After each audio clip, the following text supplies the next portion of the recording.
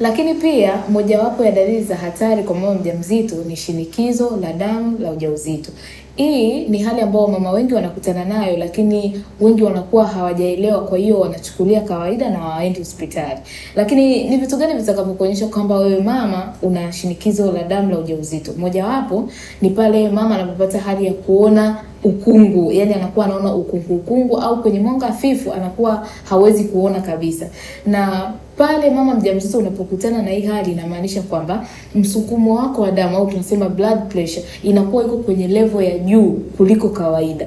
Kwa hiyo ndio maana inakupelekea wewe mama kuona ukungu au kwenye mwanga hafifu unashindwa kabisa kuona. Na pale mama mjamzito unapopata hii hali ya kuona ukungu au kuona, uwezo wako wa kuona unakuwa umepungua, kitu unachotakiwa kukifanya kabla hujaenda hospitali, kama uko mazingira ya nyumbani, basi unahakikisha unakaa sehemu iliyotulia na unapumzika, then ukiamka ndio unaenda hospitali. Lakini kama uko maeneo ya kazi, basi unaweza ukasimama kidogo kwa ajili ya hiyo kazi, ukatulia sehemu ili hali yako irudi kwenye hali ya kawaida, ndipo uende kwa daktari. Lakini pia dalili ya pili inaweza kukuonyesha kwamba mama una shinikizo la damu la ujauzito ni maumivu ya mara kwa mara na maumivu makali ya kichwa. Maumivu makali ya kichwa yanaweza kukupata ni front head, ambayo ni sehemu ya mbele ya kichwa, au maumivu sehemu ya nyuma ya kichwa. Hii pia ni dalili itakayo kuonyesha kwamba wewe mama uko kwenye hatari au tayari umeshapata shinikizo la damu la ujauzito.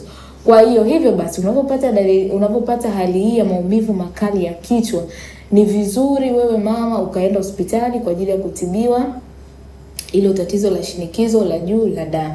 Lakini pia wamama wengi wanapata ile hali, unakuta ameenda kliniki amepima, lakini daktari anamwambia kwamba mkojo wako una protini nyingi. Mkojo wa mama ukiwa na protini nyingi, inamaanisha pia mama uko kwenye hatari au tayari umeshaingia kwenye hatari ya kuwa na shinikizo la damu la ujauzito. Hivyo basi ugonjwa huu sio salama sana kwa wewe mama mjamzito. Pale unapopata dalili hizi au pale ambapo daktari anakuambia kwamba una shinikizo la damu la ujauzito, ni vyema ukatibiwa, kwa sababu inaweza kupelekea hatari kwako wewe mama na kwa mtoto pia.